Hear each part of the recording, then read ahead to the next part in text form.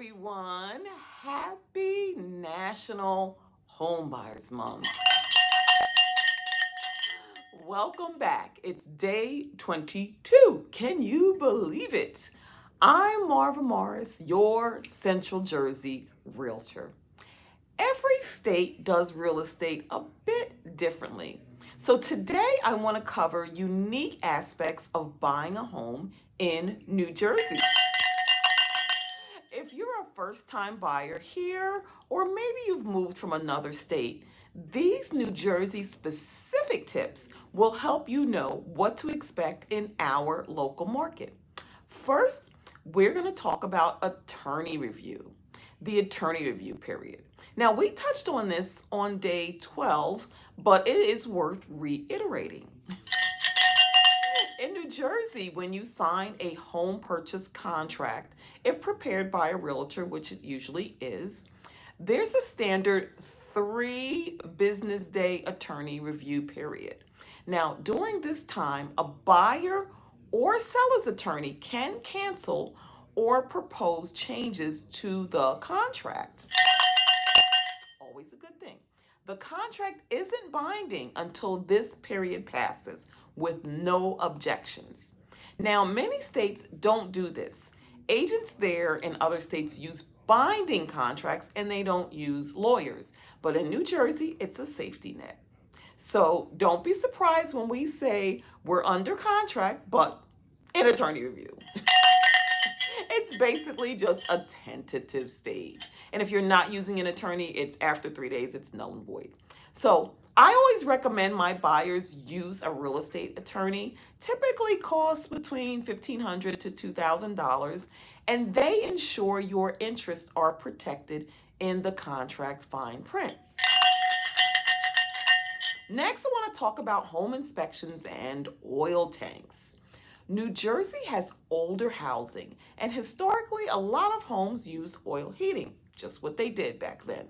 Now, even if the house now has gas heat, there might be an old underground oil tank in the yard. This is a big deal here. Oil tanks can leak and cause environmental issues. As a buyer, you want to know if there's a tank. Now, we often include an oil tank sweep as part of inspections. Just want to know, right? Some inspectors do it, or we can hire a separate company that will have metal detectors that will look for the tank.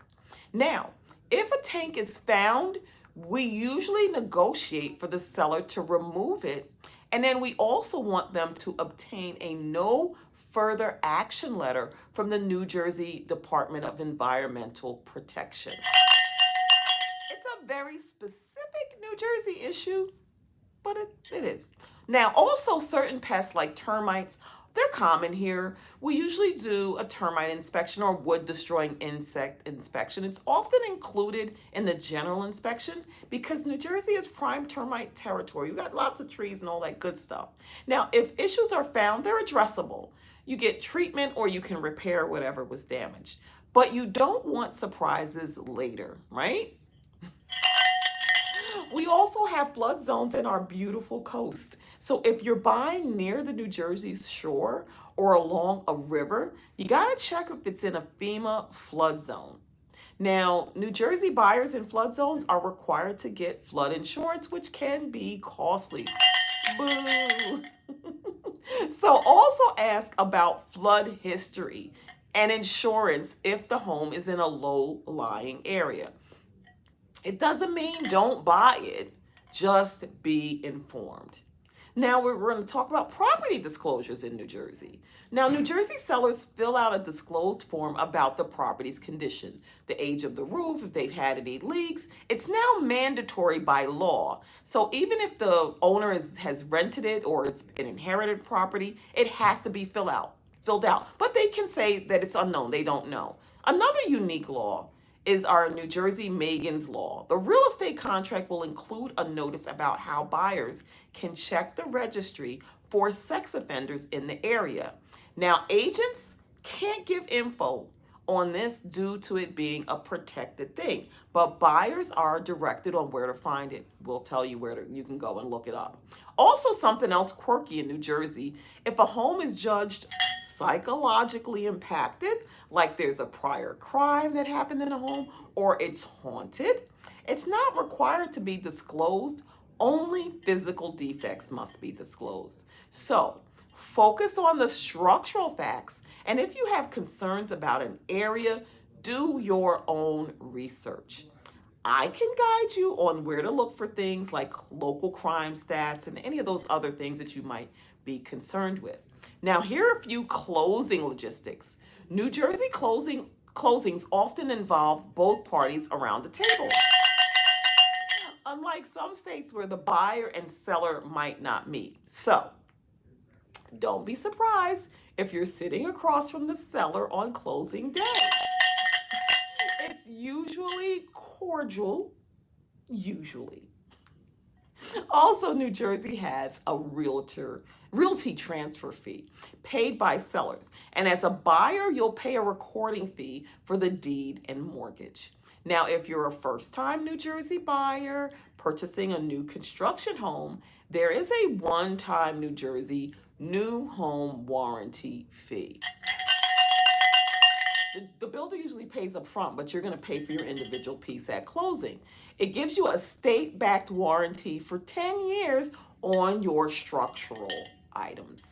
Now, next, real estate taxes at closing. In New Jersey, property taxes are paid quarterly. Now, depending on when you close, you might owe the seller a reimbursement if they prepaid the taxes for the quarter. So property tax adjustments at closing can sometimes be a few $1,000s. So don't be alarmed. Your closing statement will detail all of that. It's just how the New Jersey tax schedule works. Now, use of realtors. Pretty much all transactions here in New Jersey involve realtors on both sides, buyer's agents and seller's agents. Now, some states are more attorney driven with minimal agent involvement, but in New Jersey, you will typically be working closely with your realtor. And me, stay involved through closing alongside the attorneys. Now, knowing these New Jersey nuances helps you be prepared and confident. Part of my job as a New Jersey realtor is to translate the process and ensure you're never caught off guard by something that's just how we do it here. Right? We're going to be talking the whole time.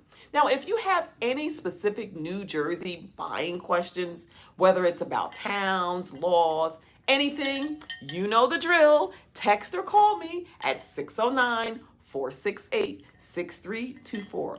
I am your local resource. And also reach out to me for my guide on complete guide to buying a home. Next up, we have day 23. I'm going to give you a snapshot of the current New Jersey market trends in 2025 and some tips for navigating it. See you then. Once again, I am Marva Morris, and I am your Central Jersey Realtor, and I am moving you forward. Happy National Home Buyers Month.